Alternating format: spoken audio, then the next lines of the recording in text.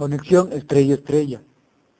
Para cargas balanceadas sin una conexión estrella-estrella, si la carga está balanceada, la conexión neutra puede eliminarse sin que el circuito se vea afectado. Esto si las cargas son iguales, entonces no se produce pérdidas y el líder neutro es cero. Aquí vemos las relaciones que podemos tener en esta conexión. Ahora vamos a armar el circuito y mediante la ayuda de un sistema trifásico podemos comprobar las relaciones. Ahora vamos a notar que en el voltaje de la fase A nos da 12.7 voltios. En el voltaje de la fase B tenemos un voltaje de 12.29 voltios. En la fase C tenemos un voltaje de 12.65 voltios. Como vemos, los voltajes con cargas balanceadas son los mismos. Ahora vamos a proceder a medir los voltajes de línea a línea. Línea AB nos da 21.14 voltios. El voltaje de la línea AC tenemos un voltaje de 21.6 voltios. El voltaje de la línea BC tenemos de 21.6 voltios.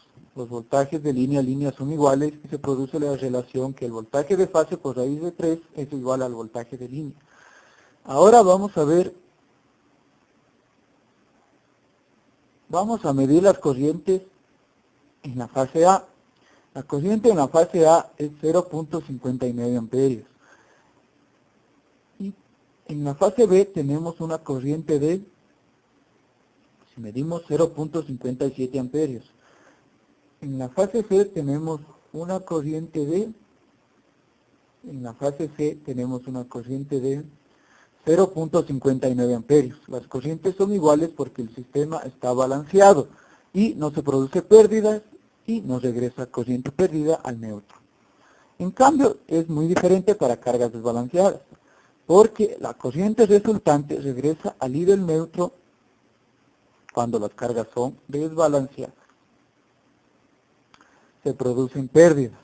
Y vamos a observar que ya en el circuito con cargas desbalanceadas, los voltajes medidos, el voltaje en la fase A, tenemos un voltaje de 12.5 voltios. El voltaje de la fase B es de 9.3 voltios. El voltaje en la fase C es de 9.3 voltios. Como vemos, los voltajes son diferentes y se produce diferencia de potencial en cada una de las cargas. Ahora vamos a medir los voltajes de línea a línea. El voltaje de línea AB nos da 24.8 voltios. El voltaje de línea DC nos da 24.6 voltios.